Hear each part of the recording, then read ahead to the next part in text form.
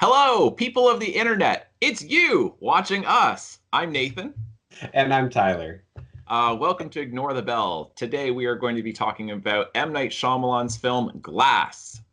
Yes, and very excited to have a very special sponsor for Very special. today's episode. So it is ICE, the cause of and solution to all Canadian injuries.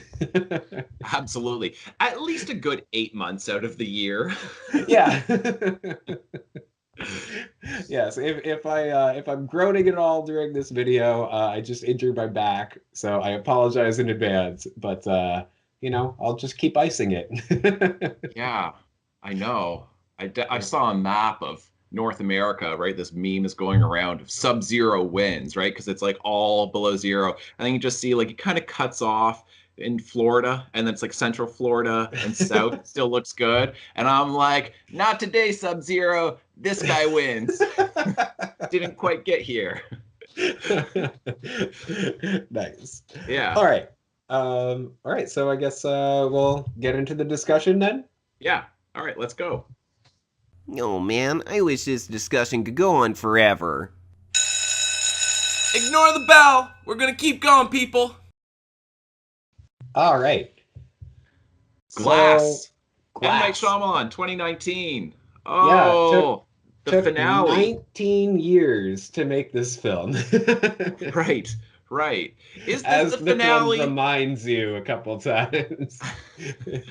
That's a good question. Yeah, like blown spoilers here.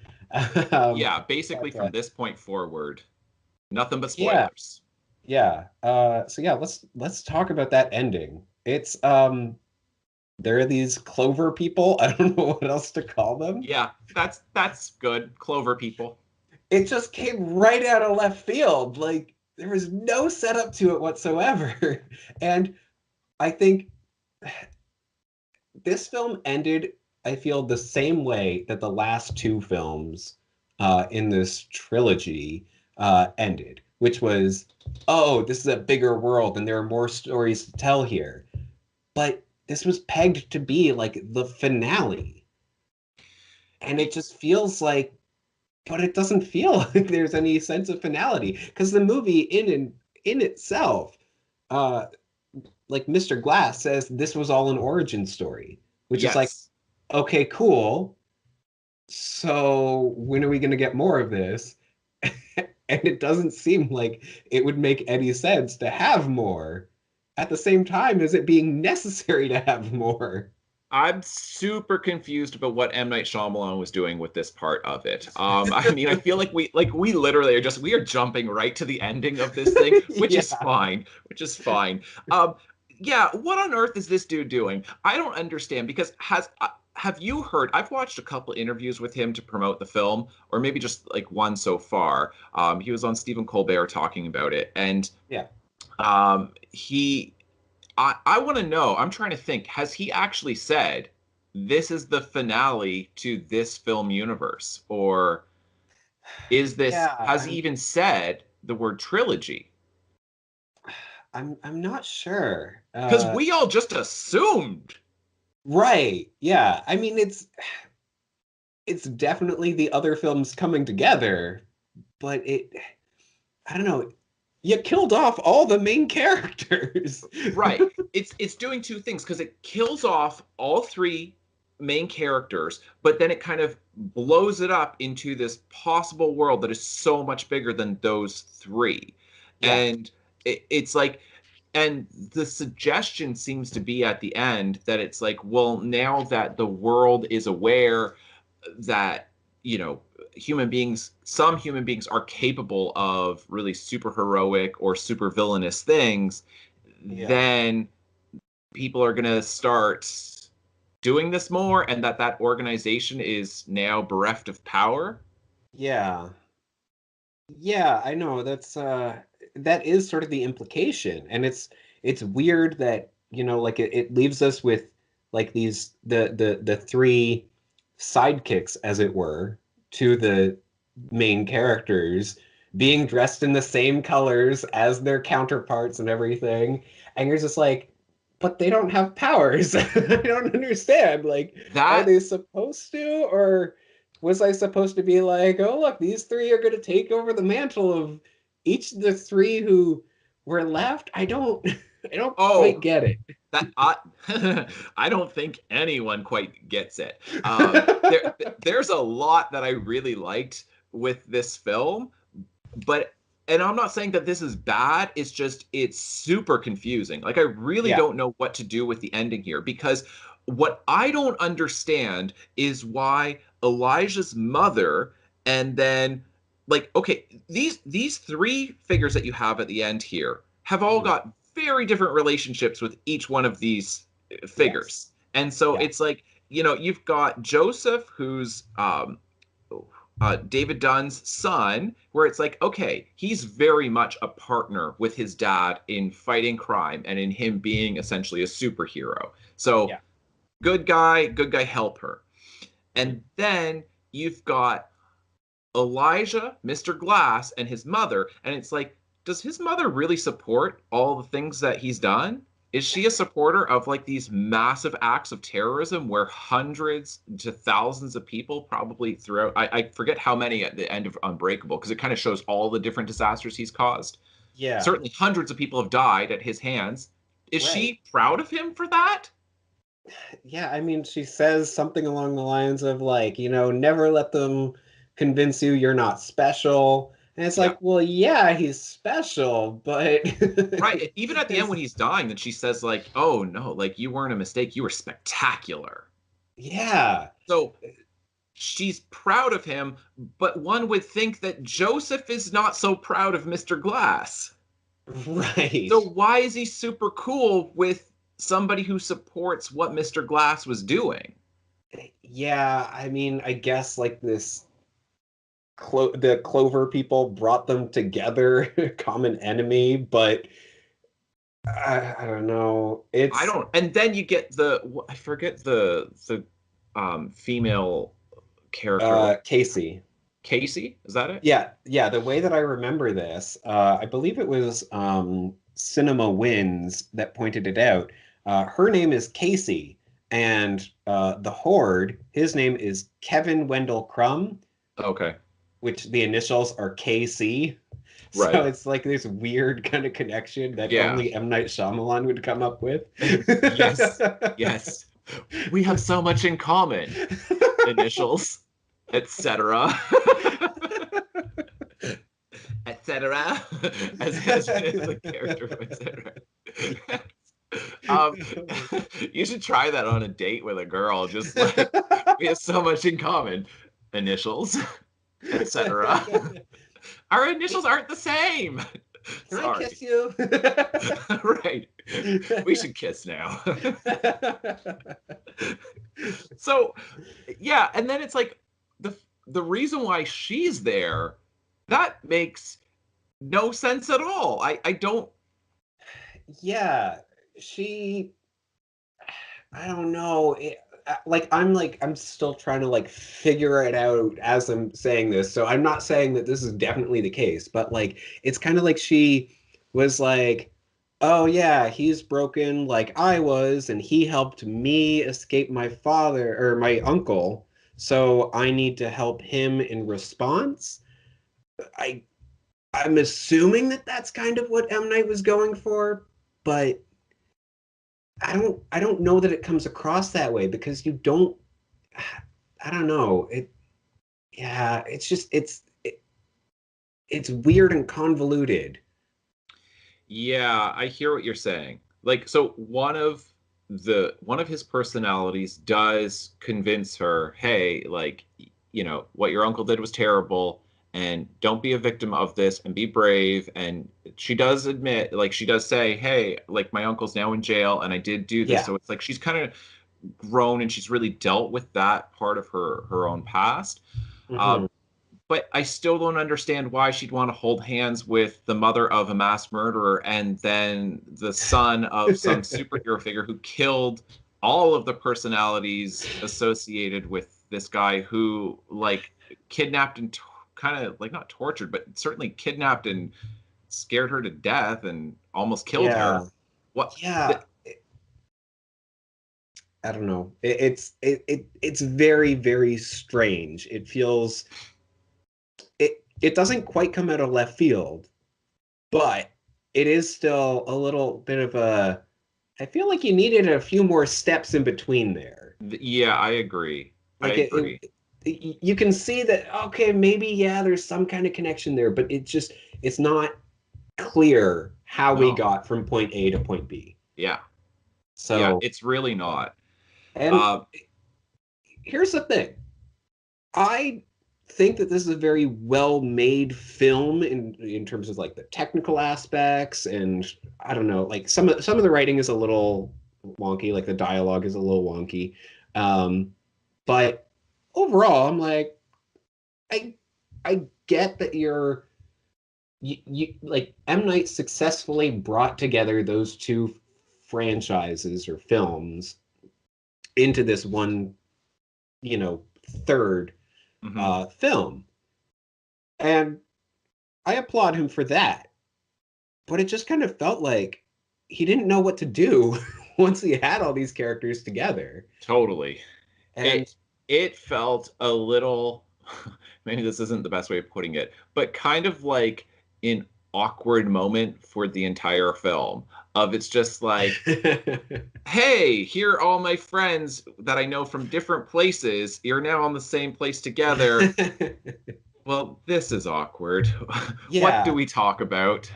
yeah. I mean, I love the beginning of the film, you know, seeing David Dunn, the overseer, going around like saving people and like finding out about um like going up against the horde and everything. And it's like, yeah, this is awesome. And then you're like, okay, Mr. Glass is some sort of awesome plan that's gonna come together. And you're like, oh yeah, you've been talking about this tower the whole movie, so that's gonna be, you know, the showdown. And it just shatters those expectations intentionally, letting you down. Like Yeah, it's there's still a kind of showdown, and Mr. Glass's plans clearly he had a plan beyond the plan and all that. But it is as a viewer, you're like, I want to see more of that, you know, I don't know. I want to see everything it's not come together. satisfying in that way. Yeah. Yeah, Yeah. yeah. It's Especially when you don't know if there's going to be another film or anything that follows these Clover people. right. Like it's just Yes. like, oh, okay, well that's fine if this was all an origin story. It feels kind of weird that you have, you know, 6.5 hours of origin I story. know. Who else has done a 6.5 hour, three-part, like three-film origin story? And the origin of what? Like, I think the implication is that it's the origin of superheroes on Earth. Right. Yeah. So, Can I? Okay, because I've got more thoughts yeah, on sorry, this. Like, I'm going all no, over the but place I there. I just I want to say here's what I think is brilliant. Okay, and I do think there's some. This is a really really brilliant thing that M Night Shyamalan does. With me so far? Yes. Okay. In Unbreakable, then he takes on the name of Mr. Glass. Okay. Mhm. So it seems like that's just because he is the supervillain to David's superhero, right? And that it's a spectrum. And so you're on this end of the spectrum, I'm on this end of the spectrum, but it's like a spectrum that curves around. So the farther on both ends of the spectrum you are, the closer together you become. Do you know what I mean? Where it's Yeah. like it's the extreme of you are extremely strong, like you are unbreakable and everything breaks me. And so you are unbreakable, I am Mr. Glass, and Mhm. it's sort of like an inversion of this. Um, okay, so that's basically the only level, as far as I can tell. I mean, I might go back and watch Unbreakable to see how else you can read that, but as far as I can tell, within Unbreakable, that's all that Mr. Glass really means. It's a pretty literal definition for his name. Okay. Mhm. Yeah. But then in this film, you get two other meanings, as Mhm. at least two other meanings that come out of him being Mr. Glass. So the the most important meaning that you get is that he is Mr. Glass in that he forces people to reflect. Yeah. And that's how he creates superheroes, by forcing them to reflect on their own life. Hmm. Have you ever been sick a day in your life? That Right. question of, let me now reflect. Have I ever been sick a day in my life? And then it's like getting you to think about your own self, your own life, your own abilities. And the more he can get you to reflect, the more he's going to pull out that part that's buried deep within. And because he can cause you to reflect, he then is able to actually create superheroes and supervillains, right? Right. This Yeah. is, and like same, because he does the same thing with the Horde, with Hmm. really getting him to reflect. Like, do you really think, like, look at all the things that you did, like, reflect on it, that can't be explained away, that you really are this powerful, that you're Yeah. even more powerful than what you actually think. So he's Mr. Glass, not in the sense, like, still in the sense that he is made of glass, but now he's Mm. Mr. Glass in that he is like a walking um, glass Mirror. mirror, right? Yeah. He's a looking glass for all these other people, forcing them to reflect, reflect, reflect. And then if he can do that with the right person, he's going to then actually create a superhero. So I'm looking at Right. that going, dude, that's actually pretty brilliant, right? Yes. Yeah. And then check this. So then this is where you get the next meaning of him being Mr. Glass. So the way he now gets people to reflect, though, so initially he's doing this in person. He's doing this Mhm. with David in person, and then he's doing this with the Horde in person. But then he starts using the glass of camera lenses, and then people Yes. are watching it on their own glass monitors, on Yeah. their phones, on TV monitors, where it's like he becomes Mr. Glass in that he's everywhere now, being Yeah. projected across, like through that camera lens of glass, capturing that. So forcing all of these other people in the world to say, can I actually lift a car? Am I actually, like, getting everybody else now to reflect? So then I'm like, whoa, you just took that concept of him being Mr. Glass and then you gave him all of this resonance that now starts expanding into all these other areas. Yeah. Yeah. And it's interesting because it's something that's very I want to say like believable in that Elijah would embrace that name and would seek more ways to make his name relevant. Yes. Uh, yeah, it's really really incredible, and I do think like it's so strange. You're watching the movie for I don't know how long before Samuel Jackson says his first word, Yeah. but it is Yeah. still very much his film and like his character's film. It's all about him, and it's really really well done that way. Um, It yeah, no, definitely. I mean, I, I can't say what you said any better. Yeah. Well, yeah, I mean that's what I was thinking of after the film, starting to think like, all right, so how is he then Mr. Glass? Because if this is an origin story, then this is like the completion of him as a figure, because you get that Right. at the Yeah. end of Unbreakable, that where it's like he goes on this journey and he kind of like goes back through and then he's like, oh, this is who I am.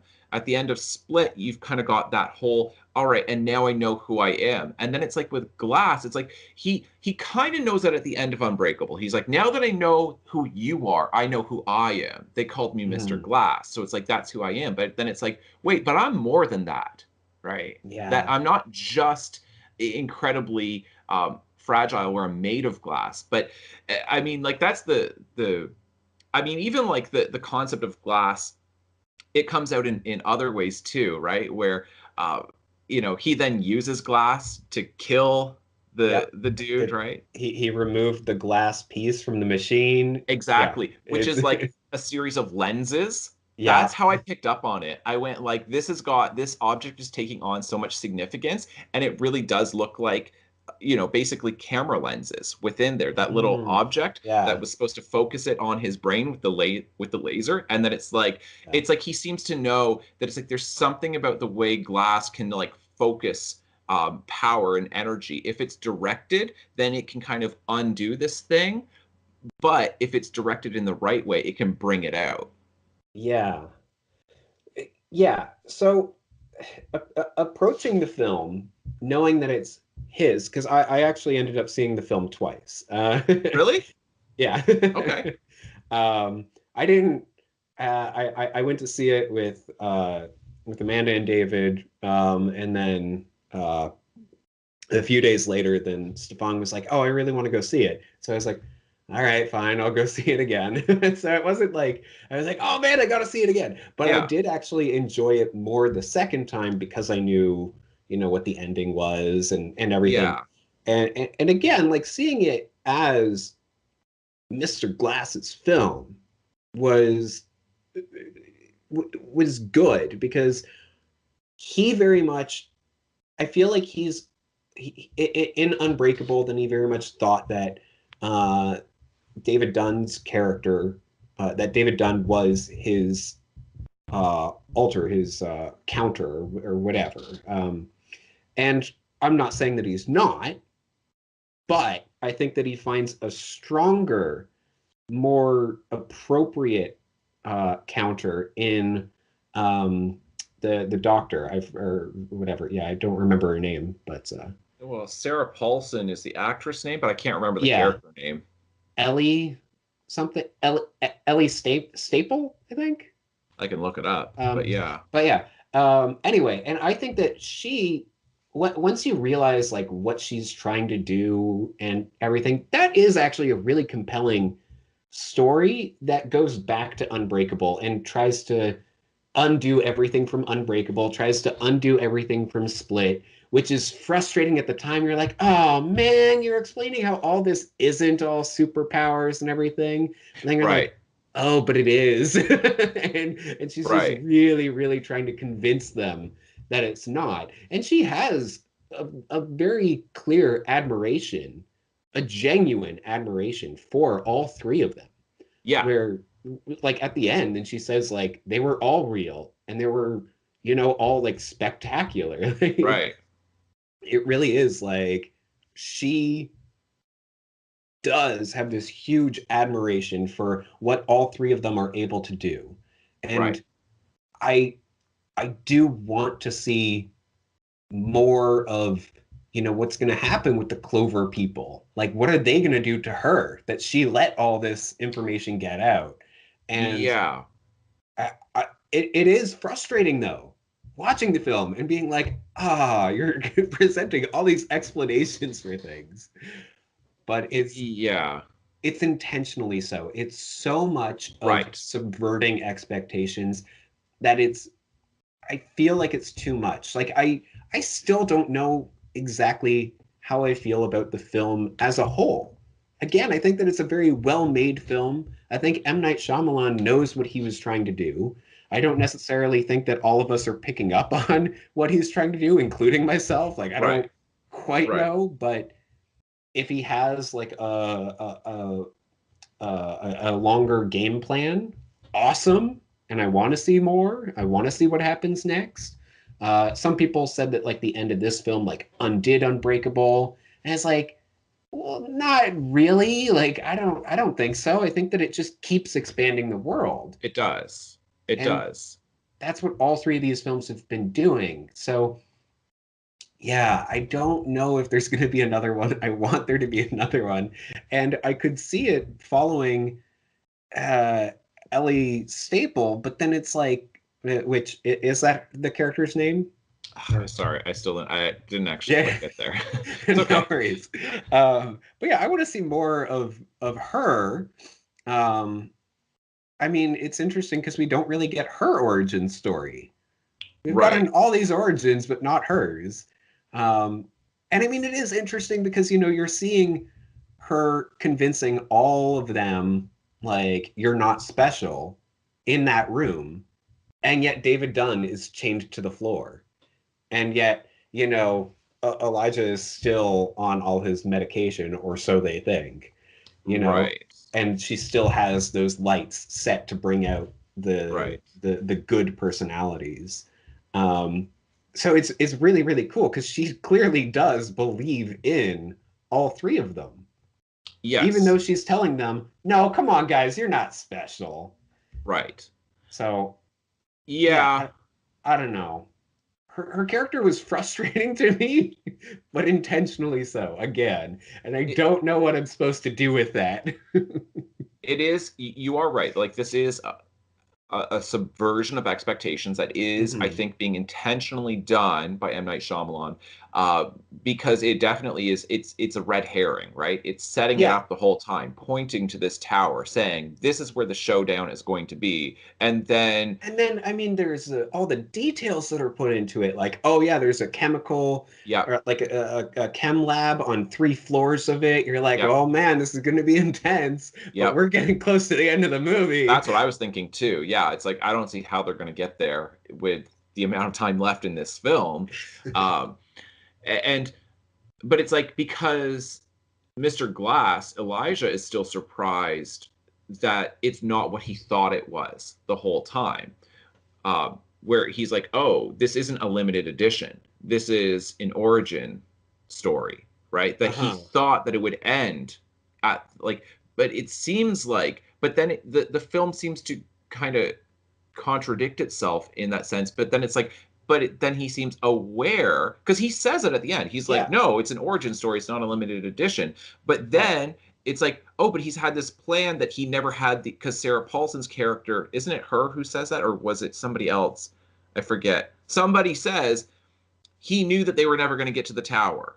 And so he Yeah, wanted it to just be filmed and then to be sent out in yeah. that email blast to like everybody has everybody's email address or something. I don't know how that happened.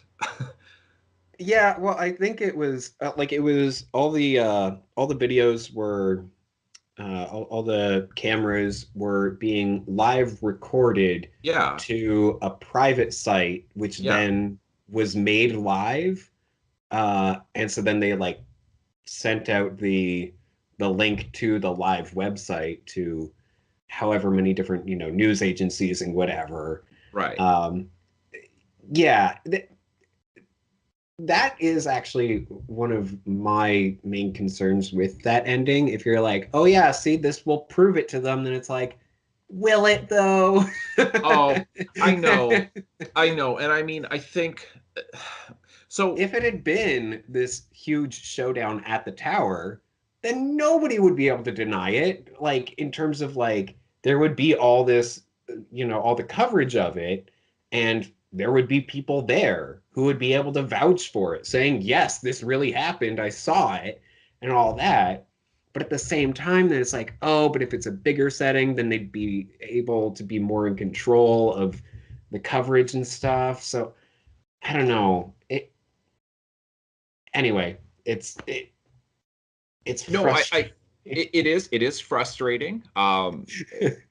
But I hear what you're saying because okay, I have an issue when some people, and I mean, it doesn't apply perfectly to this film, but I have an issue when some people will criticize a film for saying that it's not believable or I didn't believe it, right? And then it's like there's a there has to be a certain level of a suspension of disbelief, right? That Oh it's like yeah, if it's being effectively done, then it's like, yeah, if you think back on it later on, then it might not make sense. But it's like, but does the film actually do it when you're watching it, right? yeah, Like, does it pull you into that strange, almost magical power that a good film or a book can hmm achieve, where it's like you get transported away and you get so absorbed in this world that maybe afterwards, after you finish watching it, then you look back and you go, oh, yeah, I guess that didn't really make sense. But it didn't bother me at the time, right? And it's like yeah, there's a lot of people who have made a reputation of just like I'm looking at you, Cinema Sins, where they try to find any tiny little um, illogical conclusion or one plus one equals three within a film, and then they're like, hmm therefore it's a bad movie. And I'm like, well, no, because there can be an approach of surrealism, there can be a pure fantasy yeah, film where it's like, okay, but you can't necessarily let intellect and the rules of our world inform the way you read this. But Yeah. so I mean so this is my way of introducing the idea that it's like I don't know if that's always a fair criticism. I think sometimes you can do that if it's really trying to aim for realism, but it doesn't Hmm. quite achieve it. But with this, uh, I mean, I think it would bother almost everybody who's watching this to actually buy the internal logic of the film. Because I think you have to operate within the film. And you say, well, what are the rules set up within this universe? Not our universe, and then apply them to a film. Because that's where I think most interpretation goes off. Right. But in 2019, the way the film depicts it, certainly with the way the music swells at the end, and then you've got these three characters who are sitting there in the train station, like seeing everybody like getting like these texts and now seeing it on the TV, and everybody seems to go from, superheroes aren't real, superheroes are totally real. Like Right. that makes no sense. Yeah. Even like within the film, it's like, dude, you took 3 films and like within each film, like you took about 2 hours to convince one character who has lived in their own body for their entire life. It took them like 30, 40 years to believe that they are Yes. capable of these things. And then every other schmuck on the street believes it within seconds because there's video evidence. Like, Yeah. you've just undone the logic that you had. Is that the bell already? Yeah. But you've just undone the logic that you've established within like 6+ hours of film. So that's where I'm like, you Absolutely. can't say, you don't say, okay, but in our world, people wouldn't necessarily believe that video evidence, and this is supposed to be our world. I'm like, okay, fine, you can make that argument, but a better argument is look at the text itself. Within Yes. this, within the rules of the film, then it doesn't make sense because David Dunn should know that he's a superhero. And even Hmm. after he's been doing superheroic things, he's in this hospital setting and he starts to question it, right? Yeah. That, the Horde, he starts questioning this, even though he's seen evidence of it. And so that part of it, it's obvious what the author's intent is in this, like with M. Night Yes. Shyamalan, where because both as writer and director, and the way he stages that, like I say, with the music that really swells at that Hmm. moment, and then you see them sitting there in this train station, and you see the way people are reacting, and it's just like that doesn't follow. So Yes. Yeah. No, I agree. It's it's interesting. Stefan, he had an interesting interpretation of this film, which was that he was that it's very much M. Night Shyamalan, like telling his own life story, as it were. Um, whoa, hang on. It's only as if he's done that multiple times before in other yes. films. No, I know. I know. I know. Wait, that sounds exactly like him.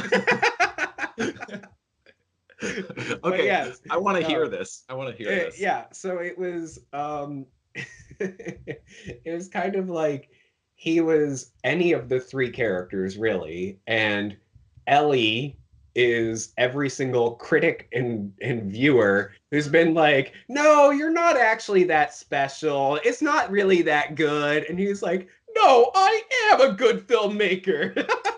Huh. That is really interesting. I love that. I love that I reading. know. I was like, wow. Yeah. I have to think about that. But yeah. Yeah. Oh, yeah. Because, see, so I didn't say this before, but in our conversation when we were talking about the different meanings of Mr. Glass, then I think you Mhm. also get another meaning here once you get introduced to the Clover people, whatever their group is, that um, they are the antithesis of Mr. Glass. They don't want people watching at all. They don't want any reflection Right. whatsoever. And so it's kind of like what you were saying, where it's like he meets this bigger enemy that's much bigger than David Dunn, because it's not just that it's like we've got David Dunn who's unbreakable and I'm Mr. Glass. It's that I'm Mr. Glass. I want everybody to reflect. And then it's like, they're like, no, we're going to prevent this. We're going to not allow things to be filmed. We're going to not allow people to reflect on their own lives. And that's where it is very much his film, where you then get introduced to a much bigger universe and a dynamic between a much bigger opposition to Mr. Glass Yes. and his intentions. So this idea, though, of The Clover Ellie and people the Clover being people, and you are right, it was Ellie Staple, by the way. Ellie Staple okay. is her name. So Awesome. so her and the Clover people being representative of critics. I mean, okay, let's try to work this through, because I love this idea. Yeah. Because this would not be the first time that he has done this type of thing. Right. Like Lady in the Water definitely has got this. So if he's saying, here are these three different characters, these three different superheroes, and then she doesn't want them to be out there. She doesn't want people knowing what they are, right? Just constantly saying, no, you're not that special. I love that reading. But then the end of the film is saying, let me make way more movies. Let me make, because that's really what it seems to be at the conclusion. Yes. It's, do you know how many stories are now possible now that like I've got this out there to the world, now that everybody knows? Because it's like, Yes. I see this like, it's basically, this is sort of a fairly grounded X-Men universe now, where Mhm. it's now you're going to have all these mutants, so to speak, people who have superpowers, who start getting awoken to their own abilities by reflecting because of Mr. Glass. So I could see other films now opening up where he's going to be exploring all these different people figuring out their superpowers, and then this group trying to stop them. But like it gets bigger and bigger and bigger, much bigger Yeah. than three characters. And it kind of, I haven't heard him talk about any plans going forward, but it really does seem like he wants to do that. Yeah. Yeah. It's if this were intended to be, the end goal of a trilogy of films, then I don't think that you would get so much of the, oh, this is an origin story talk. I don't think that uh, I I feel like it would have been.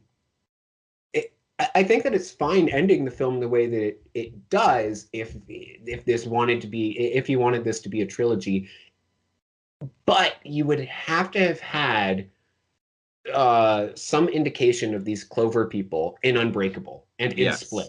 Yes. And if that was the case, if you could go back to those films and see, people with the Clover tattoos, then it'd be like, oh, okay, now I get it. This Yeah. was all part of this one cohesive idea. But it's true, like the way that it ends, where you're just like, oh, this is bigger than that. And now anybody can become, or many people can become superheroes and supervillains. And anytime one rises, then the opposite will inevitably appear. Right. That's really, really cool. And I do want to see more stories in that universe. And yeah, playing off of, like, let me make more movies is, is really brilliant. It sure seems like it. Yeah. I Yeah. also think that it's very much, um, him. If we want to keep going with this reading, then, Ellie Staple is very upset about this ending, which is how all reviewers feel. This is the most meta of all like film endings. This is amazing. Every critic is playing into his hands. He's like, Yes, he's like, he's I like, saw I this know coming. you. You are Ellie Staple. This is how you're reacting. You're gonna leave the movie theater, walk into a hallway, and just scream. Right. Just scream. Just scream onto the internet. Scream on. That's amazing. Yeah, because that's exactly. Shyamalan! Why? Right. Why, Elijah? Why did you do this?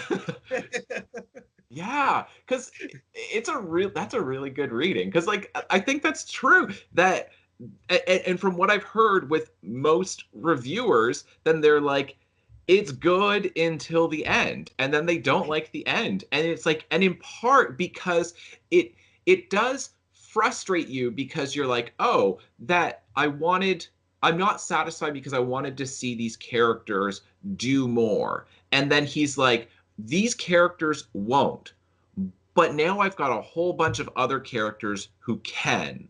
So, uh, I mean, Again, I kind of, think it is intentionally frustrating, and it it's is. I and think so too. and it's not necessarily a bad film because of that. No. It does exactly what it's trying to do. Right. As I said, like after I saw it for the first time, I was like, I think it's a very good film. It does what it's trying to do. I just don't know if I like what it's trying to do. Right. That was Right. my reaction because I saw it and I was like, yeah, I I understand what you're kind of trying to do here, but I don't know if I personally like it. Which goes Yeah. back to our discussion that we were having just before we started recording. Um, where, just because you don't like something doesn't mean it's not good. Right. So Yeah. A lot of I people get to that point where they just seem to think that they've said something profound. They're like, you know, I didn't like it. I was bored. Then I'm like, all right, so what? That doesn't actually comment on the film itself. That's just your own personal reaction, which should just be the beginning of analysis, not the end. Yes. Yeah. Yeah, and that's how like I love having this discussion right now. Being able to talk about the film more, being able to, expand that out and be like, okay, well, these are the things that I did like that I think are really interesting about the film. These are the things that frustrated me. Why did he choose to have them be frustrating? Hmm. That helps me to Yes. appreciate the film more. Right. Yeah. I So, I don't know how well this connects, but I'm just like, I want to bring up this point because I'm thinking now on it because I only saw it last night, so I haven't had a lot of time to think through this stuff. But M. Night Shyamalan's cameo in the film is it's interesting because it's my favorite M. Night Shyamalan cameo in his yeah, just yeah, all it's time. definitely one of the better ones, and it's probably it's both the least intrusive and the the most it makes sense because Mm. it's taking him as a character from the last one, and he was such a weird character in Split. Remember we Yeah, talked about he this on the was. podcast? By the way, if you haven't seen the podcast that we did on M. Night Shyamalan, then like we'll leave a link below, I'm sure. But Yeah. we did talk extensively about Split, and his character was so weird. He was obsessed with like Hooters and chicken wings or something. The Yes. one thing that like as a character, that's all we learned about him. Yeah. But then he's there because he's like, a woman in my building was murdered, Mhm. and so like, what is, remember what he's buying? He's buying a camera, or a Camera, security camera. Yeah. right? And it's like, oh, that's such a clever cameo that he's doing there for multiple reasons. Because not only is he a filmmaker where he wants to have a camera, but thinking Yes. that a camera will make us safer, but that's playing into exactly what Mr. Glass wants. He wants Right. more cameras, and it's like the idea that it's like that if you're recording, you're going to be safer. But it's like the ultimate conclusion to the film, though, is actually recording is going to not only like draw out superheroes, it's going to draw out supervillains. Hmm. So having more cameras there is going to provide more documentation and then get Yes. more people to reflect. So it's like thinking back, I'm like, that's pretty cool that that's where he shows up in the film and what he's buying is actually significant.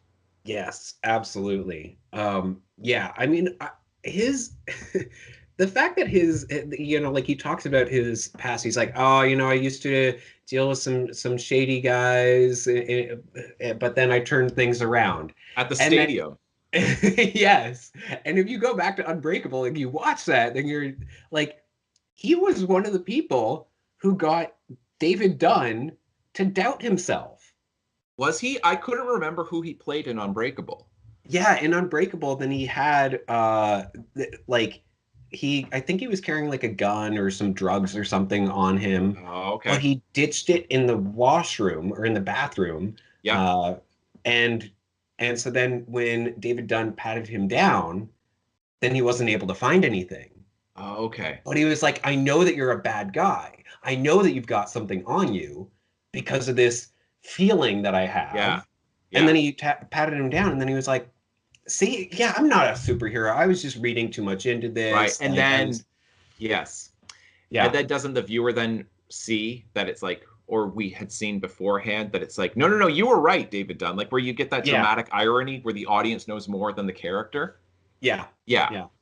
So yeah, it's really, I, it's crazy. I Yeah. love So yeah, it. me too. Me too. Like It's it's like so as far as good. cameos, like I've studied I took a whole course just on Hitchcock films, which Mm, we didn't watch every single Hitchcock film because there's a lot, but we right. watched plenty. We watched, I don't know, something like 30 of them. So getting up there. Um, and Hitchcock is the director who really popularized, and there's hasn't really been Yes. anybody that I'm aware of since who always is in his own film, other than M. Night Shyamalan, right? Right. And Yeah. so I've had I've studied Hitchcock a couple different times actually, but certainly the in the few times that I have studied it, every professor brings up this point, every single one of what is the significance of the role that Hitchcock's cameo is doing, right? Mm, And honestly, I haven't heard one professor come up with a really good explanation. There doesn't seem to be a through line.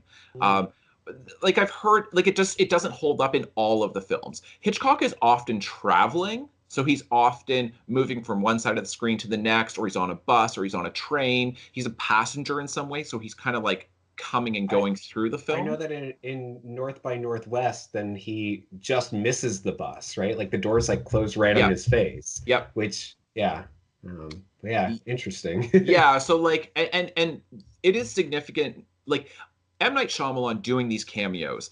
If you understand a little bit about film history, then you do know that it's not a coincidence that Hitchcock is the other, screenwriter, director who did this. Right. That Hitchcock was considered to be the master of suspense, and M. Night Shyamalan does suspense films, and Yes. in an age when very few writer directors exist, where very few original screenplays are being produced. Not that Hitchcock was always doing original screenplays, but still that there's connections there, Yeah. and so. But I think that M. Night Shyamalan actually does cameos. At least in this, he's doing a better job. There seems to be more purpose behind the cameo, other Yes. than just like a digital signature, so to speak, where it's like an Right. artist in a painting will put their little signature in the bottom right hand corner typically, and it's like that's what Hitchcock is doing. Yeah. But So I'm Shyamalan's doing more than that, I think. so one question that I've had, and I honestly I might be like, reading too much into it or whatever, but could Shyamalan be one of the Clover people? It would totally throw off everything that we had just talked about. But he convinces David Dunn back at the stadium that he Yeah, doesn't have powers. And or at then least makes him in, doubt.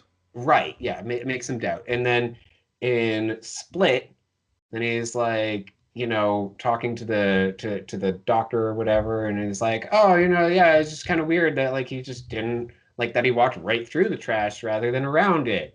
And then uh in Glass, then he's like, dude, just let your dad take a walk. What's the Right, deal? And right. that's exactly what causes David Dunn, the overseer, to fall into the hands of Ellie Staple. Good point. Good point. Like if he hadn't taken that Yeah, walk that day, he wouldn't have found the horde and he wouldn't have yeah, been captured. So it's like, wait, so like yeah. I don't I'm think that not you're reading sure. too much into it. I think that that's a really interesting idea. And I wonder how well it works if you go back and really carefully look at them. Because I mean, you've done a good Yeah. job of outlining that. I just, yeah, that's a really interesting point. Um, so I have a question. This is confusing to me. Okay. David Dunn, by physical touch, is able to sense, to intuit if somebody is a bad guy, essentially, more or less, Right. right? If they've done something awful. Um, but it, so when he takes Ellie's hand, all that he sees is they had a dinner date, for like the Clover people. But it's like that didn't seem particularly nefarious to me. That didn't seem evil. And is he able to see what anybody good or bad has done, that he's randomly picking up stuff? Because it sure seemed like the what had been suggested is that he doesn't really get anything if he's like bumping against people in a crowd, right? He doesn't really Yeah, get anything off of innocent people, but he right, does get something off of a bad person. right. So is the film then suggesting that these Clover people are bad people, that they're an evil organization? I I believe so. I mean, like they killed off the horde after he had been subdued. They made sure that Mr. Glass was dead or whatever, which those are both villains. But then they They also, just straight up murder David Dunn. yeah, which I mean, he's a hero. He's been doing good work all this time. Yeah. But they're like, oh, we're protecting humanity as a whole, which is, I mean, it's something that has been done in many different superhero stories as well as other fiction. But, this idea of like, if we kill off these select people, it'll help keep the world safe. Like, even in Batman v Superman, like they kind of do like a similar thing, right? Like where I don't know, where it's like or actually no, I'm doubting whether it was that or anyway, where like people have questioned whether or not Batman is a good presence or not, because Right. with Right. him around, then all these villains seem to appear. And that's very much what Yes. the Clover people are saying. They're saying like, "Oh, if we let you survive, then there'll be all these other villains that appear." But it's like, yeah, but there'll also be these other heroes that appear. And it's Yeah. I want more of the Clover people, but it does seem like, at least in David's eyes, they're evil.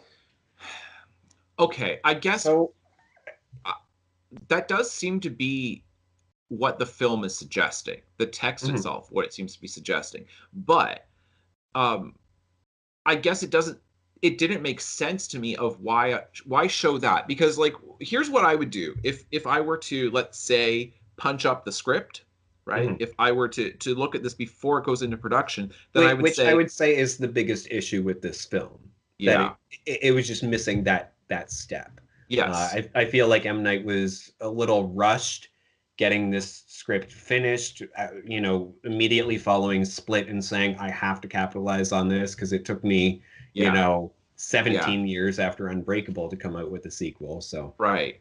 but anyway, go on. If you don't need to show in the flashback when David touches Ellie's hand, you don't need to show that meeting where nothing happens. Mhm. Show them murdering other superheroes and supervillains. Yes. Show a scene of that, because then it would actually make sense. We'd be like, oh, they have a whole history of doing this, right? Because Yes. that seems, and then later on you keep everything else that you have her meeting with them, Mhm. right? And that Yeah. would have, because the criticism of it is, it's just like, number one, like where they're meeting in like this restaurant, and then you wait for that non-Clover person to leave, and then they start up the meeting, and it's like, well, you eliminate that whole part of the film that I think rightfully people are kind of criticizing, but instead show them murdering people. Then Yeah. it establishes that they're bad guys. Then you understand a lot more of like, oh, that's who it is who shot the horde. That's how David, like, this is why he's going to get killed. Because then you would have had tension. When his head is in the puddle, you would think, oh, no, they're going to murder him too. Like, Right. that Yeah. David is both special and not that special, right? That Elijah Yes. is special and not that special. That you guys are not the first people with superpowers, but that this organization is Yes. so much bigger than you, and they are evil. Uh, because it Yeah. definitely seemed to be unclear, like, how are we supposed to perceive this group? Right. That actually raises a different question, because I think that you're right about that. That would have honestly been so much better to see literally any other, superpowered, superhuman, or whatever you want to call them, in any capacity. Well, like, in the past, saying Yep. yes, there have been more of them. Yep. I think that it would have been really, really cool to see, like, to see one of these superhumans reacting to that news release of all Yes. the all the Yeah. footage and being like, "Oh, I am special." Because Right. Ellie says, like, we if you had believed that you weren't special, we would have left you alone. Yep. Which clearly that means that they've done that in the past, that they Right. have convinced people who have powers that they don't have powers. Right. And it would have been really, really cool to see any other one of them just be like, hey, I knew it.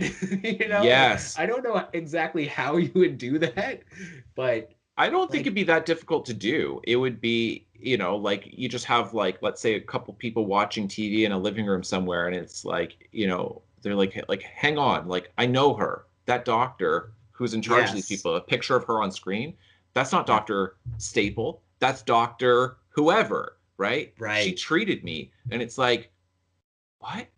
What? You know what I mean? And then it's yes, like she's got this alter ego, like this identity that's not actually the one that you knew before. And it's like, yeah, that person then like goes back and like whatever. We see somebody like do like a Superman leap or something, right? Where right, it's like it's not yeah, exactly flying, but it's like, you know what I yeah. mean? Some Yeah, and kind I of mean, who knows? Maybe that'll be the way that M. Night starts the next film in this series. But it does just feel like that would have made the ending feel a little more resonant, right? yes, Resonant.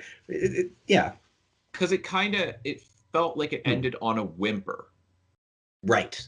Like Yes. it all kind of deflated, even Yeah. though that's not the tone that I think he was trying to achieve, because you Hmm. have them in the train station and it's like the music is swelling and it's supposed to be this moment of optimism and look at how expansive this world is becoming, but I don't think that that's how most viewers are going to react.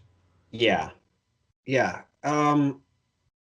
Yeah, I mean it's also interesting with completely unrelated, but the use of color I think is very well done. Having David being green the whole time, the Horde being in yellow, and Mr. Glass being purple, and then Ellie is almost exclusively, at least from what I saw, and I mean I wasn't paying full attention to her wardrobe, but she was very much in these muted Yeah, pastel colors yeah. throughout. And I thought it was very, very well done. It was just like this small touch that I was like, I have to point that No, out. that's a good point. That's a good point because it's the opposite of what you see in comic books, right? That you don't Right. have vibrant colors. And so it's like she's trying to pull them into that grounded reality of like not that spectacular out there, Yeah. um, you know, color choice, but instead something very tone and earthy. Yes, exactly. Yeah. Yeah. Um, the other thing that I wanted to mention, like we're running pretty long with this, but uh, yeah, the other thing that I wanted to mention is it's I'm the acting. James McAvoy, I think, does a great job, brilliant job of playing these 20 different personalities. Apparently, originally there were 23 written in there, but they had to like cut three of them out because they didn't make it or whatever. But it still feels like you just put those 20 in to see James McAvoy. Like Yeah. it was very much like written to be a showcase for his skills. And I Yeah. don't really know where like these how did she find out that these hypnotic lights would work? And Right. That's a good point. That is a good point. but having said that, I think he does a great job with He the does. He 20 different does. roles. It might be a bit contrived the way it comes out, but Yes. yeah, but it's Because, still fun. right. Because M. Night could have written, 12 personalities Yeah. or Yeah. seven, or I mean, maybe more than seven, but like Yeah. 12. What's wrong with that? But he had to say, no, there are 24 personalities. And Yeah.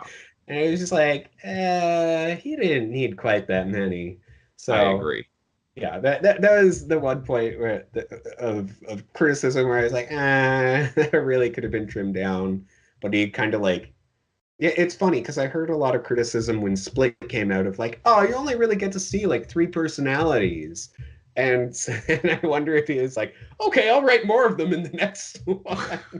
Right. Right. It's like, come on. Yeah, I hear That's you. not what we meant. I hear you. Yeah, I know, because we did talk about that on our last podcast, where it's like it would have been nice to see more, but at the same time, then it has to be done in a way that actually makes sense Yeah. of And why some they're of all them coming. were done very well. Yeah. Now, I liked this whole balance between like the ones who were with the Horde and against the Horde. yeah, yeah. Um, that was really nice. But yeah. So, did you have more to say with that? Because I want to talk about one of the personalities. Um, no, I think that was it for that. Yeah. Okay, so one of the interesting things to me that comes up is when Elijah first meets the Horde, one of the personalities that he meets, and I think that I've been thinking on this since I saw the film. There's, I'm sure, significance to this, of he's an art critic specifically for Mm, what was it? Um, I forget. I think anyway, he's an art critic and he talks about the American sublime. right. Yes.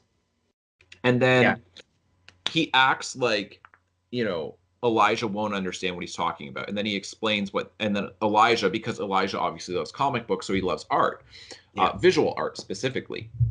So then he explains what the American sublime is. And so it's like, because there was like the European sublime, but then the American sublime is, I think, a slight variation on it. And what it is it's like, as Elijah explains, you get these really expansive landscape shots, often with a storm in the background, right? Hmm. And it's like, to me, that's what this film is doing. It's like Yes. it's trying to blow it up. It's trying to be the American sublime. It's saying, look at how big this universe actually is. Look at how many stories are possible within this universe. And in the background, there's a storm brewing. It's not here, but you can see it coming. You can Yeah. see that this is going to upset everything within this. And I think that's kind of where the film ends up, where I think it sure seems to me like that's what he's pointing towards, that there's going to be now this epic battle, like this epic storm that's approaching, of Hmm. all these people who are realizing that they do have superpowers, and the Clover people who are trying to stop them. And that ultimately seems like that's where he wants to go. Right. Yeah. No, I definitely agree. And I read that the same way, especially the second time that I saw the film. Um, it's it's interesting because I'm still not sure what Shyamalan's intentions were with this film, whether he intends to have another in this series or not. Because I could see him being the master of suspense, this you know, loving his twist endings and all that, having it just be, see, there is this bigger world and the storm is coming, Yep. and having that be the way that it ends. Yeah. It's dissatisfying if that's the case. If there's another one, awesome. Yes, I agree. So, And it is, yeah, that's it. I think that's where it kind of leaves off, is it puts the viewer in an interesting position, because, like, as a filmmaker, like, I'm really interested in M. Night Shyamalan. Like, as you obviously know, and anybody who's watched our podcast, specifically about his films, mhm, that he is one of the few people in Hollywood who's actually writing original screenplays, who's mhm. directing them, and then where he's most successful is when he's doing that, when he's not trying to adapt, and when he's got a fairly small budget to work with. Yes. Um, and then going forward, is a lot of people went to see Glass and will continue to go and see Glass because they loved Unbreakable, because they loved Split. Yeah. I'm not sure how many people are going to, like, it's such a weird thing to say, I'm going to do what I really want to do is I want to do at least one big film with a whole bunch of superheroes and supervillains and this crazy organization that's trying to stop them. Or if that's a whole new series of films that he ultimately wants to get to, And the way he's going to get there is by getting us to be really invested in three characters that he kills off. Like, Yeah. like if and I'm not. This is where like the art and the business side to me, the way they interact is confusing. Muddy. What's that? Muddy. Yeah, it is. It is. Yeah. It is muddy. It's well, if you're trying ultimately to get to that point in your career where you can make that film with a much, much bigger budget, and maybe a bigger cast, uh, I'm not sure that that's the right way to go about it, either from a business standpoint or even from an artistic standpoint. Yeah. Yeah. I know it's an interesting move, and I think that it's, again, like I don't know like how much of it is him trying to be like, yeah, I'm gonna make another film, and how much of it is just him saying like, look at how ridiculous superhero films have gotten. Because when he made Unbreakable, it was back in 2000. Like Yeah. there were not superhero films really. Yeah. Like I Yeah. think, This is pre superhero films. Like there were some, but not like what we see today. right. Yeah, and in this era of all these superhero, team up movies and connected universes and everything, like this film is very clearly intended to be like the antithesis of that, but at the same time it leaves you feeling like, so there's going to be a superhero team up I film? know. It feels like we just got like a whole bunch of standalones before we get to the Avengers, Yes. you know? And Except we're not going to have the Avengers because he cuts it off. exactly. Exactly. And And that's what I'm saying. That's confusing to me. It's like, well, yeah, if you are trying to imitate that model, you're trying to replicate that model in order to tell this much bigger story, then it's a super weird way of doing it. I don't think it's going to be successful because how do you convince people to go along with you into this universe where we have no more characters that we recognize other than Sarah Paulson, and she's not much of a personality in this. right. Yeah. Yeah, she certainly doesn't seem, to be like we don't empathize with her at No, all. Like it's like, okay, she liked the characters that she killed off. I Like, know. Yeah. Like we it's know not like very I don't really want her to be the star of the next movie. right. Maybe That's what she I'm could be saying. the villain of another film, but who's gonna fight her? It's gonna be these unknowns. And if this was the origin story, then where do we go? Right. That's what I'm saying is Yeah. and I mean maybe he doesn't have intentions of doing that, but I think that the film suggests that there's intentions of doing that. Hmm. Like it seems like it's pushing towards that. It's like you say, where the film itself seems to insist upon this, like with Elijah saying, this is an origin story. It's like, well, the only reason why you would actually have that show up in your film that this is an origin story is if it is actually building towards something and Yeah. something much, much bigger than what we've seen so far. Um, and yeah, it is confusing. I'm not quite sure what he's going to do next. I don't know. Do you know how well this is done at the box office? I know that for at least the first two weekends in Canada, then it's been top of the box office, number Okay. one. But I don't know how it's doing in the rest of the world, and compared to other films. Critics have not liked it, but M. Night doesn't necessarily care about critics. Right. Right. So yeah, Yeah, I mean, it's a as we question talked of about. right. It's just a question of whether he could actually get funding Right. for because and I'm concerned even if he could get funding, then I would be concerned about what he would do going forward if he's going to like expand into this because as we brought up in our previous podcast, he doesn't seem to do very well when he's got a big budget Hmm. and when he's going outside of his wheelhouse, which is a fairly small budget, complete creative control, Yeah. and an original screenplay. And it's like, well, if he's still getting complete creative control and an original screenplay, but you're giving him a really big budget and he's trying to make a blockbuster, then Yeah. Which honestly I think is part of what people expected going into this film. Yeah. Yeah. They expected it to be this huge blockbuster, you know, team up, like superhero team up Yes. sort of Yeah. thing, which it's very clearly not. And I think a lot of people are going to leave the theater being disappointed. Right. But that's not his intention. That's not his intended, you know, audience or anything like Right. that. It's interesting. Unbreakable was produced by Buena Vista, I think. So Uh-huh. like Disney. Disney. Yeah. Um, and then Split uh, and Glass were both produced by Blumhouse and And right? Universal. Yes. Yes, Bloomhouse and Universal. I don't know if like one of them was a distributor and one of them's the actual production company or Right. But yeah, so I mean it's interesting. This whole series has broken the mold on so many different ideas about superhero films and all of that. And I don't know where it's going to go next. I I hope that M. Night won't seek a different production company for the next film if there is one, because I mean Unbreakable was great with Disney, but I think that he works much better on these low budgets.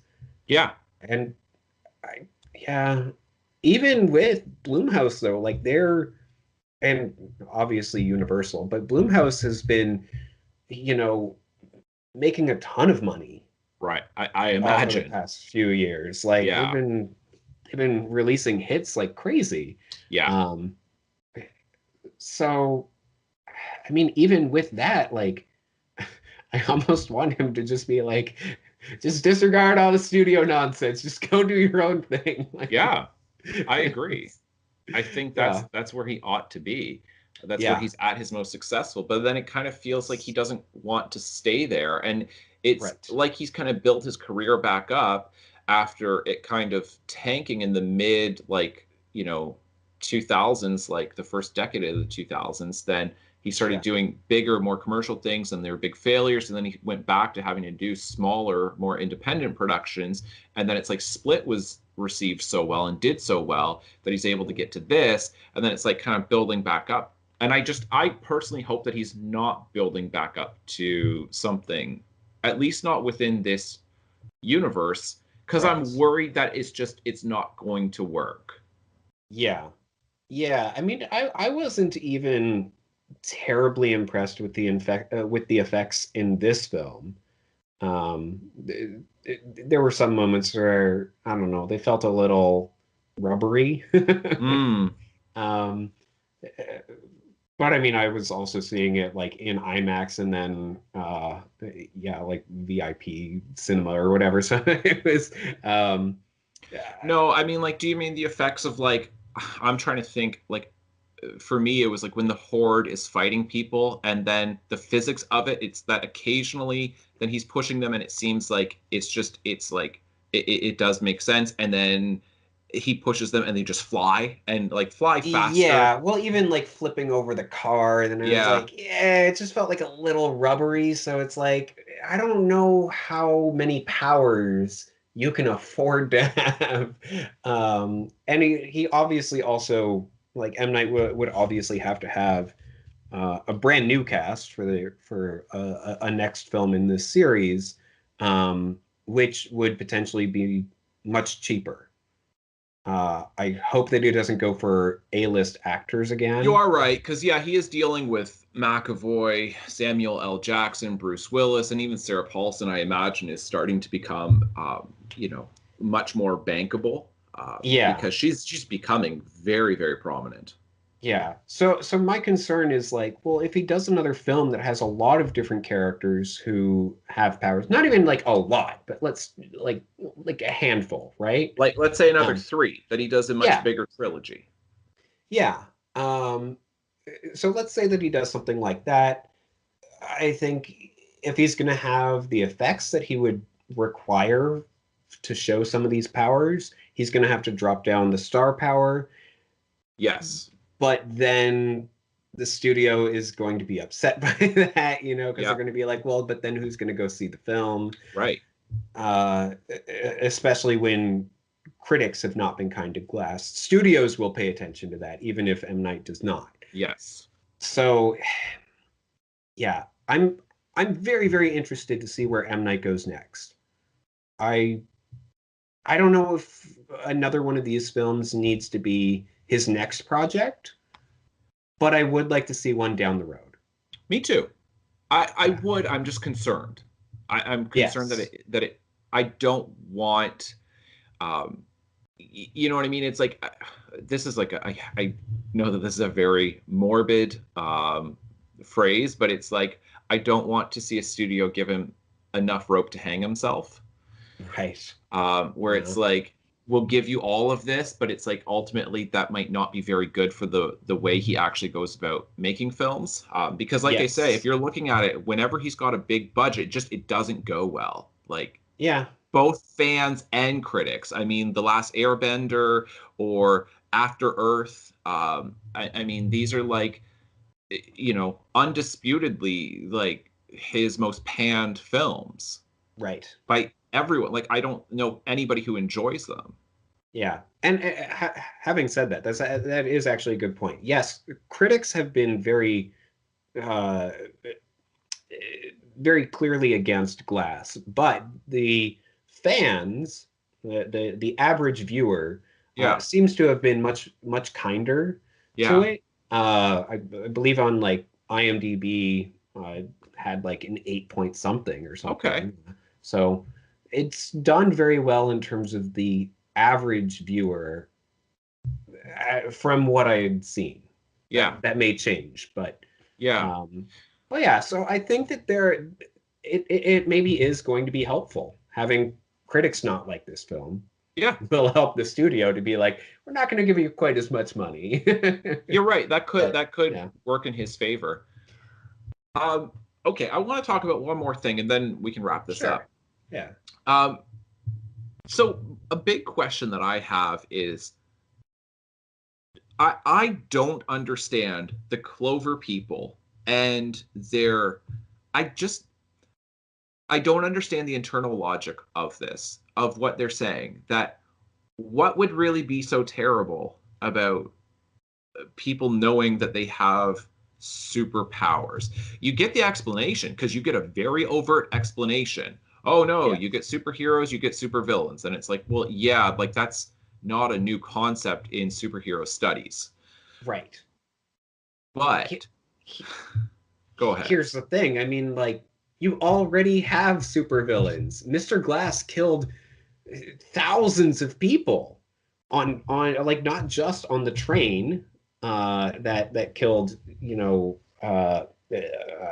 Kevin Wendell Crumb's father as well Yeah. as like everybody else on David Dunn's train, but he also had all these other terrorist activities that he was doing for who knows how long Right. before. Right. um, he was killing thousands of people and he existed before you intervened. So, And like, David Dunn was obviously for like 20 something years acting as a superhero within Philadelphia. right. Yeah. So, And before that, then he wasn't, and Mr. Glass was still running free. So it's like, well, if you had encouraged David Dunn to be like, yeah, you're superpowered, go fight our battles for us, like, wouldn't that have been helpful? yeah, and I don't quite understand why it suddenly became like, hey, the buck stops here. We've got a guy who's Right. kidnapping and killing like a few teenage girls. And not that I'm saying that that is not obviously despicable and a tragedy, but it's like you're literally talking about a character who's killed hundreds of people in these terrorist attacks. And Yeah. as you say, like they didn't stop him. Mhm. Um, and there was no suggestion within the film that there was this group coming after him. But then it's like, but then you get the horde who's doing this to, I don't know, I don't even know if he had killed like 10 people at this point. And it's like, oh, well, Right. this is too much. We've got a guy who thinks that he's the beast, you know? Yeah, it is very interesting because they're almost more concerned with keeping the secret than keeping people safe. Yes. Yes. Yeah. So, I mean, and again, that could be a really interesting area to explore in another film, but it was Yeah. not shown in these films. Uh, Right. Yeah, and like I say, yeah. I'm trying to work through this. I don't I Hmm. understand that the film is suggesting that they are evil because when David Dunn touches Ellie's hand, then he catches this glimpse of their meeting. Right. And they do kill them at the end, but it just seems like I don't know. I just don't understand exactly what their intention is, or who are these people and what is it exactly that they think that they're accomplishing. Because when you've got things like I mean, you look at something like is superheroes and people who have superpowers, is that really the problem in the world in an age of nuclear weapons and chemical weapons and drones and smart bombs and all of this, where it's just like you can kill like Hiroshima and Nagasaki, like you're talking about like 200,000 people get killed, and it's like you're worried about somebody Hmm. who can lift a car. It's like, what about something that can level a city? Like, Yeah. your priorities seem really weird to me. Yeah, I know. I mean, it, I'm reminded, of course, of X-Men, where they're worried about like, oh, well, how can we determine what these people can do and all that. So I'm wondering if it's like, or I'm guessing that it's something like that, where they're just like, oh, well, we don't want there to be this dichotomy between the people with powers and the people without powers. And if that's the case, that's great Yeah. in terms of their motives, but it's Right. not shown in the film. And I Right. agree with that. Yeah. Yeah. I'm not opposed to them existing. I'm not even opposed to what they're trying to do. I just think that it's unclear, and Yes. that it's not just that the viewer is left wanting in that. I feel like it's just this is not very well done. Yes, because again, it comes very much out of left field. Yeah. It was put in to be a twist. Was it put in to be a setup for another film Right. or anything? I don't know. And that's where I'm stuck with the film, where I'm like, I don't know. I, I don't know if I personally enjoy it. It's well done, but I don't know if I like, yeah, I don't know. It's, Yeah. yeah. I hear you. Um, all right. I think we're done. That was a good Yeah. discussion. I mean, do you have Yeah. more to say? I'm good to continue talking. Nah, I don't really. I mean, like I could find other things, but no, I feel like we reached a pretty good stopping point. Yeah. Um, yeah. Yeah. So I mean, I will say this as a final point. I am always grateful. I will take even a, a bad film by a writer director than, no uh, film by a writer director. right. I Or even a film by committee. Yes, exactly. That's what I'm Yeah. saying. It's like even if you don't really like the vision of the film, I'm happy that films like this are still getting produced Yeah. because there's not that many that are getting produced. And I'm grateful that M. Night Shyamalan is still out there, still making movies, even Mhm. if he sometimes isn't making flawless films, or even if he isn't making even if like he has missteps along the way, even if like a film is like, yeah, Yeah. that one just wasn't very good, but it's like just I just yeah, the film by committee thing is I think the death of real art, you know, Yeah. Yeah. of good storytelling. And so I'm glad that like he was able to take risks in this, that Mhm. he's able to do things where it's like I don't know if that was exactly effective, and I kind of really question where that came from, but I'm happy that you had the freedom within Hollywood to try it. Yeah. Yeah, absolutely. Yeah. Yeah. All right. Cool. Cool. Thank you so much for watching, everyone. We'll see you next time. Bye. Bye. Ignore the bell, people. We're going to keep going. We're still ignoring it. Don't worry. I I don't know what that. I think that's the fire drill. All right. We're going to go home. Yeah, all right. We're done.